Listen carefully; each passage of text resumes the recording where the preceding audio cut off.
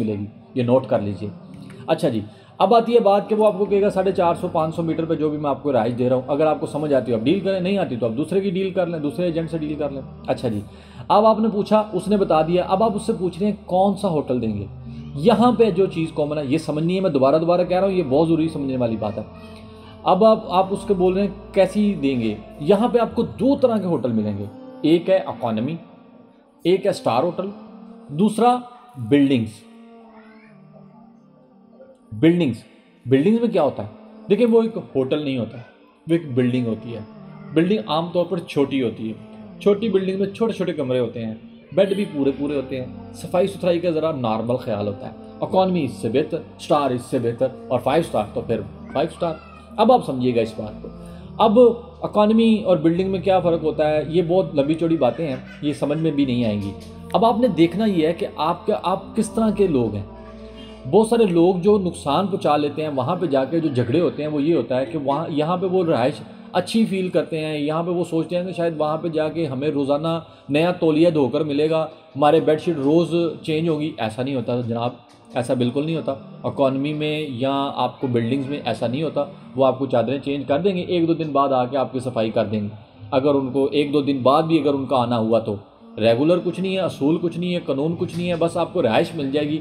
रिहाइश अच्छी होती है, ये नहीं है कि बंदा मतलब वो तो बेयारो मददगार फिर रहा था, ऐसी कुछ बात नहीं है, लेकिन साफ़ सुथरी होती है, बस साफ़ होती है, बस आप समझ रहे हैं इस बात को। इकॉनमी से ऊपर जब आप जाते हैं तो फिर आपको अच्छी रिहाइश मिलती है, अच्छे वहाँ पे आपको रूल्स मिलेंगे, आपको बुकिंग, चेक इन, चेकआउट एक पूरे असूल के साथ मिलेगी। वहाँ पे ऐसा नहीं है कि आप अपनी मर्ज़ी से दिन गुजार रहे हैं और आप रह जा रहे हैं, ऐसा भी नहीं होता।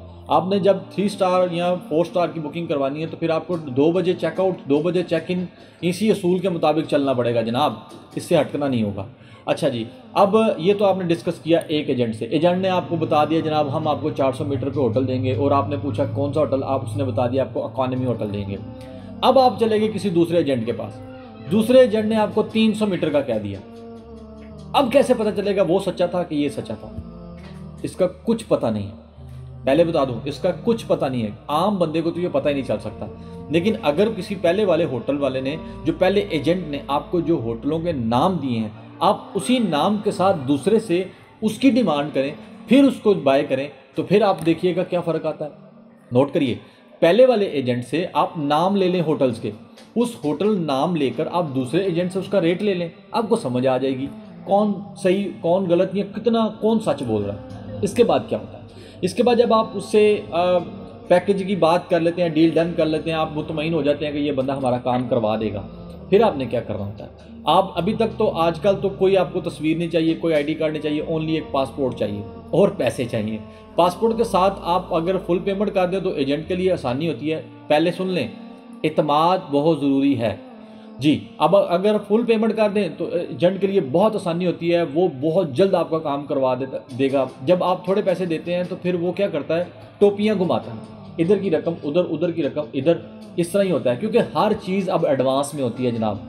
उधार में कुछ नहीं मिलता, सुन लीजिए, उधार में कुछ नहीं मिलता। और ख़ास तौर पे जो उम्रा की सीटें हैं ये तो उधार में मिलती नहीं है ना। बाकी अगर कोई दूसरी एयरलाइंस जो हैं वो 15 दिन का भी उधार करती हैं, 30 दिन का भी उधार करती हैं, लेकिन ऐसा नहीं है। उम्रा की जो सीटें हैं ये बस आप समझिए कि ये पूरे पूरे और जेन्युइन और बस देने होते हैं, इसमें उधार नहीं आपने समझना। होगा भी तो कोई एजेंट आपको इसकी फेवर नहीं देगा, देनी भी नहीं चाहिए उसको। अच्छा जी, अब सवाल है कि वो आपसे पासपोर्ट लेगा, पैसे लेगा और आपका काम करवा देगा। अब देखिए यहाँ पे जो गलतियाँ होती है ना वो ये है, एजेंट क्या करता है, देखता है कि इसने क्या रेट दिया, इसने देख दिया जी 1,90,000। अब वो दूसरे एजेंट के पास जाता है, उसको बोलता है आप क्या रेट देंगे, वो देता है जी 1,85,000। अब वो 5,000 से उसका कंपेयर शुरू कर देता है, जबकि ये गलत है। प्लीज़ वही होटल, चेंज होटल नहीं चाहिए। अगर उन्हीं होटलों में वो आपको 5,000 कम दे रहा है तो सुभान अल्लाह। अगर वो आपको अपने ही पैकेज बता दे, अपने ही चीज़ें बता दे, अपने ही होटल बता दे और फिर उसमें से 5,000 कम करे, तो फिर आप उलझ जाएंगे, सुलझेंगे नहीं, उलझ जाएंगे। आप उससे पूछ लीजिए, अगर वो कहता है कि मेरा होटल भी इसी के करीब है, तो आप बता दीजिए कि अगर मुझे निकलते चलते आते या जाते वो होटल ना दिखा तो आपकी बात गलत होगी। देखें, एक दफ़ा ये धोखा दे सकते हैं ना एजेंट, हम दूसरी दफ़ा तो नहीं दे सकते, क्लाइंट ही नहीं आता। तो बात यह है कि आपने कोशिश करनी है पहली दफ़ा धोखा ना खाइए, एक बेहतर तरीके से चलिए। पैसों से किसी भी एजेंट को चेक नहीं करना आपने, वरना कोई भी एजेंट अपनी जेब से डालकर नहीं देता। वो आपसे ही आपको दूर रिहाइश देके या बिल्डिंग देके या दूर एक थकी हुई साइड पे डालकर आपसे पैसे पूरे कर लेगा, लेकिन पैसों के मुकाबले में एजेंट से बात नहीं करनी। काइंडली ये बात नोट कर लें। एजेंट हजरात मेरी सलाह कीजिएगा अगर मैं कुछ गलत कह दूँ तो। अच्छा जी, इसके बाद क्या होगा, वो आपको जब आप उसको पासपोर्ट दे देंगे, जब आप उसको पैसे दे देंगे, तो काइंडली खुदारा जितना आपने हौसला किया था ना अभी तक की ज़िंदगी का, अब 5 दिन मज़ीद हौसला कीजिए। बाज़-औक़ात क्या होता है कि वीज़े जो है ना सेंड टू एम्बेसी आ जाते हैं, बाज़-औक़ात वीज़े जल्दी नहीं निकलते, तो फिर क्या होता है एजेंट की जान पे बन आती है, उसकी टिकटें ज़ाया हो रही होती हैं। आपको तो नहीं वो कह सकता, उसने आपको ये कहानी तो नहीं सुनाई हुई। हालांकि आम तौर पर एजेंट के साथ क्लाइंट को भी उसके साथ कंप्रोमाइज़ करना चाहिए, लेकिन नहीं होता। वो समझते हैं शायद एजेंट अपनी गलती कर रहा है, एजेंट हमसे धोखा कर रहा है, एजेंट झूठ बोल रहा है, एजेंट कोई दिहाड़ी लगा रहा है, जबकि ऐसा नहीं है। सिस्टम इज सिस्टम, बाज़-औक़ात हमारे हाथ में होती है कोई चीज़, बाज़-औक़ात हाथ में नहीं होती। अच्छा जी, उसके बाद क्या होता है, आपको कोशिश करनी चाहिए जब वो आपको पासपोर्ट दे तो आपने खुद, मैं आपको गुजारिश कर रहा हूँ, आप खुद उसको 10 दिन का टाइम दें। मेहरबानी फरमाएं, आप खुश हो जाएंगे ज़िंदगी में, आप कभी बेसुकूने नहीं होंगे। 10 दिन का टाइम दें और उसको टाइम लिमिट दें कि आपने मुझे 6 दिन बाद मुझे अपने डॉक्यूमेंट वापस चाहिए। आपकी मेहरबानी होगी। आपको दूसरे दिन तीसरे दिन ही वो आपको टिकट्स दे देगा, चौथे पांचवें दिन आपको वीज़ा दे देगा। एजेंट के ऊपर भी वजन नहीं आता, हाजी जो क्लाइंट है उस पर भी वजन नहीं आता, वो अपनी बातों पर झूठा नहीं पड़ता, वो भी अपनी बातों पर झूठे नहीं पड़ते। बाज़-औक़ात होता यूँ है, लोग महफिलें करवा लेते हैं और अभी डॉक्यूमेंट्स नहीं आते। लोग अपने घर वालों को दूसरों को मिल लेते हैं मगर डॉक्यूमेंट्स नहीं आते। फिर होता क्या है, पता चलता है जी सेंड टू एम्बेसी आ गया है, एजेंट फंसा पड़ा होता है, उसके हाथ में कोई चीज़ होती नहीं है, वो लारे पे लारा, झूठ पे झूठ, फिर वो गलत भी होता है, गंदा भी होता है, बुरा भी होता है और हाजियों की भी बेइज्जती वगैरह हो जाती है। मैंने ऐसे भी केस देखे हैं, हमारे साथ भी ऐसा हुआ है। तो गुजारिश है इस परेशानी से बचने के लिए आपको सब्र करना होगा कम से कम 10 दिन का, और ये 10 दिन का जहन में रख के आप चलें। आपकी मेहरबानी होगी, इसमें आपका भी फ़ायदा, एजेंट का भी फ़ायदा। आगे चलिए, अब इस पर अब आपको वो पासपोर्ट वीज़े सब कुछ मिल गए, आपको डॉक्यूमेंट्स मिल गए। वीडियो थोड़ी लंबी हो जाएगी, गुजारिश है कि पूरी देखनी होगी तो आपसे फ़ायदा होएगा आपको। अच्छा, अब आपको पासपोर्ट मिल गए, आपको हर वो चीज़ मिल, अब वो आपको डॉक्यूमेंट दे दिया, आपने सब कुछ उसने दे दिया। अब आपने क्या करना है, यहाँ पे अब क्लाइंट का इंतहाई एक्टिव होना ज़रूरी है जी। अब मैं बात कर रहा हूँ उम्रा ज़ायरीन पर, अब मैं बात कर रहा हूँ ज़िम्मेदारी निभाने पर, अब मैं बात कर रहा हूँ जिस पे एजेंट की एक लम्हा भर भी कोई गलती नहीं होती। अब मैं बात कर रहा हूँ उस बंदे से जिस बंदे ने उम्रा पे जाना है। अब उसकी आजमाइश का टाइम स्टार्ट हो गया। जब आपको डॉक्यूमेंट मिल गए, सबसे पहले अपने डॉक्यूमेंट संभालिए, उसके बाद अपना एहराम देखिए, अपने ज़रूरत की अशिया देखिए, अपनी मेडिसिन देखिए। आप कोई किसी तरह के मरीज़ हैं, डॉक्टर से मशवरा कीजिए, अपने साथ जाने वाले लोगों को गौर से देखिए, इनमें कोई मरीज़ है तो उसकी मेडिसिन ले लीजिए ताकि आपको सफ़र करने में आसानी हो। बड़ी काबिल गौर बात है। इसके बाद जो यहाँ पे मुझे परेशानी है, यहाँ पे मैं आपसे गुजारिश करूँगा कि यहाँ पे खुद ही देख लें। मैंने एक बंदे को भेजा, उसके साथ 6 ख़वातीन चली गईं, 6 ख़तून एक मर्द के साथ चली गईं। कोई बहन थी, कोई बेटी थी, कोई माँ थी, कोई चाची थी, कोई ताई थी। इस तरह करते 6 ख़वातीन एक मर्द के साथ चली गई और उस मर्द की उम्र भी 60 से अबव थी। वहाँ पे जब गए, लोग समझते हैं कि वहाँ पे जाकर सिर्फ बैठना है। नहीं नहीं नहीं, वहाँ पे तकलीफ़ों के अंबार खड़े हैं आपके लिए, आजमाइशों की, तकलीफ़ों की लाइनें लगी हैं। अब आपकी जिम्मेदारी शुरू हो गई है। आपने क्या करना है, ज़रा गौर कीजिएगा। जब आप घर से चलते हैं, आपको जो पेपर मिला उसमें लिखा था, मैं मिसाल देने लगा हूँ कि 1 जनवरी को आपकी फ़्लाइट है। पूरा 1 महीना मैंने आगे डाल दिया, अब आप गौर से सुन लीजिए। 1 जनवरी को आपकी फ़्लाइट है। आपने 1 जनवरी की फ़्लाइट को देखा तो वो पता चला कि सुबह 10 बजे की फ़्लाइट है, सुबह 10 बजे की फ़्लाइट है। आपने क्या करना है, उस फ्लाइट से 4 घंटे पहले एयरपोर्ट पे पहुंचना है। कितने घंटे? 4 घंटे पहले। 3 भी पहुंच जाएंगे तो हो जाएगा काम, लेकिन 4 लाजम पहुंचें। 4 घंटे पहले आप एयरपोर्ट पे पहुंचेंगे। अब आप कहाँ से आ रहे हैं मुझे नहीं पता, अब आप कसूर से आ रहे हैं, अब आप लाहौर से बाहर से आ रहे हैं। जिसको लाहौर का एयरपोर्ट लगता है, मैं उसके लिए बात करने लगा हूँ, उसको ज़रा समझिएगा। आप अपने घर से चलते हैं, लाहौर के अंदर हैं तो आप 1 घंटे में एयरपोर्ट पे पहुंच जाते हैं। 1 घंटा घर से निकला हुआ, 4 घंटे एयरपोर्ट पे, कितने हो गए? 5। अभी ये यहाँ तक स्टार्ट हुई है, अभी यहाँ तक नहीं पता कि आप सारी रात जागते रहे हैं, अपने मेहमानों से मिलते रहे हैं, कितना मिलते रहे हैं, ये कुछ नहीं कह रहा मैं। अब आपने खुद देखना है कि यार ये इतना ज़बरदस्त जो काम है ये हमने कैसे निभाना है। आपने सारी रात जागा क्योंकि आपने को पता था सुबह सुबह मैंने 6 बजे निकल जाना है, तो बेटी से मिले, भाई से मिले, बच्चे से मिले, फलां से मिले, आपने सारी रात जाग के गुजार दी। अब आप सुबह फटाफट 6 बजे उठे, गाड़ी में बैठे, अभी कुछ भी ऐसा नहीं बता रहा जिसमें आपको देर लग गई, कुछ गुम गया, कुछ ढूंढ नहीं रहा, कोई मिल नहीं रहा, कोई आया नहीं, ये सब आपकी अपनी बातें। अच्छा जी, आपने 1 घंटे में एयरपोर्ट पहुंचे, एयरपोर्ट से 4 घंटे पहले आप फ्लाइट से पहुंचे, 1 घंटा वो, 4 घंटे वो, 5 घंटे हो गए। 5 घंटे के बाद आपकी फ्लाइट फ्लाई कर गई।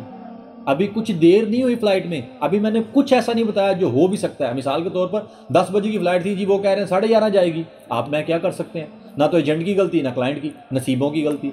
अब इस नसीब का 1.5 घंटा भी आपने मिलाना है तो मिला ले, वरना मैं नहीं मिला। मैं आपको यही बताऊंगा, 1 घंटा रास्ते का, 4 घंटे फ्लाइट के, 5 घंटे की, 5.25 घंटे की फ्लाइट होती है, आप 5 घंटे की लगा लें, 10 घंटे हो गए। 10 घंटे हमारा स्टेमिना नहीं होता, हम थक चुके होते हैं, लड़ने शुरू कर देते हैं एक दूसरे के साथ, और एहराम पहना होता है। इसकी भी एक क्लाइंट की जिम्मेदारी है कि खुदा का वास्ता है अपने एहराम की पाबंदियों को समझिए। यहाँ पे आप कई गुनाह कर चुके होते हैं जिस पे आपको दम पड़ चुका होता है, जिसमें आपको बहुत सारा गुनाह मिल चुका होता है, आप अपने बख्शवाने जा रहे हैं कि खुद पे चढ़ाने जा रहे हैं। काबिल गौर बात है। किसी को मेरे लहजे से सख्ती पे अगर लग रही है तो मैं माफ़ी चाहता हूँ, लेकिन मैं एक बड़े दिल से बात कर रहा हूँ, इसलिए ये बात कर रहा हूँ। अच्छा, इसके बाद क्या होता है कि 5 घंटे की फ्लाइट, 5 घंटे का आपका घर से निकलना और एयरपोर्ट पे इंतजार करना, 10 घंटे हो गए। 10 घंटे बाद आपका जहाज उतरा, 35 मिनट लगते हैं आपको जहाज से निकलते हुए, जहां सब लोग जा रहे होते हैं, फिर आप जद्दा उतर जाते हैं। मैं आपको पूरी क्यूरी समझा दूंगा, आप यहाँ पे गौर से सुनेंगे तो आपको पता चलेगा कैसे उतरना है, कैसे चढ़ना है। 35 मिनट लगते हैं जहाज से निकलते हुए, काउंटर के सामने आते हुए। अब काउंटर से जद्दा एयरपोर्ट से बाहर निकलते हुए कम से कम 1.5 घंटा लग जाता है, बाजू का तो 2 भी लग जाते हैं, 1 में भी हो सकता है। आप पहले क्लाइंट है तो आप पहले निकल जाएंगे, लेकिन फिर भी आपको 1.5 घंटा लग सकता है। 35 मिनट वो, 1.5 घंटा ये, 2 घंटे, और 10 घंटे पिछले 12 घंटे टोटल अभी तक हो चुके हैं, और अभी आप जद्दा एयरपोर्ट से बाहर आए हैं। इसके बाद क्या होगा? इसके बाद ये होगा कि जब आप जद्दा एयरपोर्ट से बाहर आएंगे तो वहाँ पे आपको कोई लेने नहीं खड़ा होगा, कोई सऊदी, कोई वहाँ का बाशिंदा, कफील फूल पकड़ के आपका वेट नहीं करेगा। आप मेहमान हैं अल्लाह के, आपने खुद को अल्लाह वाला बनाना है, तो अपनी आजमाइशों के लिए भी तैयार रहिए। देखिए 12 घंटे हो चुके हैं अभी तक आपको कोई बंदा ऐसा नहीं मिलेगा जो बंदा आपको ये कहे कि जनाब हम आपको ये काम करवा देते हैं। नो, कोई नहीं मिलेगा। आगे चलिए, इसके बाद क्या होगा? आप जब बाहर आएंगे एयरपोर्ट से, बाहर आते ही आपको सामने बसेस मिलेंगी। अब अपनी फैमिली को, अगर आप ज़्यादा लोग हैं तो आप साइड पे खड़ा कीजिए और जाइए बस वाले के पास, उसको अपना पासपोर्ट दिखाइए, वो आपका वीज़ा देखेगा, वो बता देगा आपको फलां बस लेकर जाएगी, 1 नंबर, 2 नंबर, 5 नंबर, 10 नंबर, या वही हो सकता है, वो भी कह सकते हैं हाँ जी बैठ जाएँ। अब उस बस में बाज़-औक़ात 72 सिटी बस भी होती है, बाज़-औक़ात 35 सिटीज़ भी होती हैं, तो वो सारे लोग अपने पूरे करेगा, उसकी जिम्मेदारी है। अब आपको वहाँ पे भी 1-1.5 घंटा लग सकता है, यानी 13.5 घंटे। इसके बाद 1.5 घंटे से 2 घंटे का जो है ना सफ़र, वो जद्दा से मक्का का है। जी हाँ, जद्दा से मक्का का 1.5 से 2 घंटे का सफ़र है। देखिए 13.5 घंटे और 2 घंटे, 15.5 घंटे। अभी आपको कोई बंदा ऐसा नहीं मिला जो आपको आगे से ले सके, या आपको लगे कि यार ये बंदा तो मेरा वेट कर रहा था। ना किसी एजेंट की गलती है, ना वहाँ पे ये असूल है। आगे चलते हैं। 15 घंटे, 15.5 घंटे आपने गुजार दिए। अब बस में जो लोग बैठे हैं, या कहीं ना कहीं तो उतारने हैं, सारे आपके होटल में तो नहीं जाएंगे। अब वो होटलों से उतारता हो सकता है आप पहले हो, लेकिन ये भी तो हो सकता है आप आखिरी हो। जी हाँ, ये भी तो हो सकता है। अब उतारते हुए उसको 2 घंटे लगेंगे। कितने घंटे हो गए? 17.5 घंटे। 17.5 घंटे का पाकिस्तानियों का स्टेमिना कहाँ है भाई? हम तो 7 घंटे के बाद अपने कारोबार पे दूसरों से लड़ना शुरू कर देते हैं। एक एसी की जगह पे बैठकर भी, अपनी कुर्सी पर बैठकर भी हम दूसरों से झगड़ा शुरू कर देते हैं। बर्दाश्त नहीं है, स्टेमिना नहीं है, तैयारी नहीं करते हम। और ये तो फिर है ही एक बड़ी मुशक्कत वाला काम, इसके लिए तो हम तैयार ही नहीं होते। फिर क्या होता है? लड़ाइयाँ हो जाती हैं। क्या होता है? सब्र टूट जाता है। फिर वहाँ पे जब आप बस वाले के पास जाते हैं, वो आपसे कहता है मुझे वोचर दो अपने होटल का। आपको जो आपके एजेंट ने होटल का वोचर दिया होता है, आपने वो निकाल कर देना है। वो होटल वाले का नाम देखेगा, या आपके होटल वाले से अगर सेल्फ अकोमोडेशन है तो फिर वो अपने आपके होटल जो भी आपको लेने आएगा उसे फ़ोन कर लेगा। बस वाला वो फ़ोन करके पूछेगा भाई इनको कहाँ पे उतारना है, वो उसको बता देगा जहाँ पे भी उतारेंगे। कबूतर चौक में उतारना है, मोटी मोटी बात कर रहा हूँ, कबूतर चौक में वो आपको उतार देगा। वहाँ पे कोई आपका सामान उठाने के लिए नहीं आएगा, नोट कीजिएगा, वहाँ पे सामान उठाने के लिए नहीं आएगा, आपको खुद उठाना होगा। वहाँ पे बाज़ औक़ात वो होते हैं बंगाली सामान उठाने के लिए 10-10 रियाल 20-20 रियाल मांगते हैं।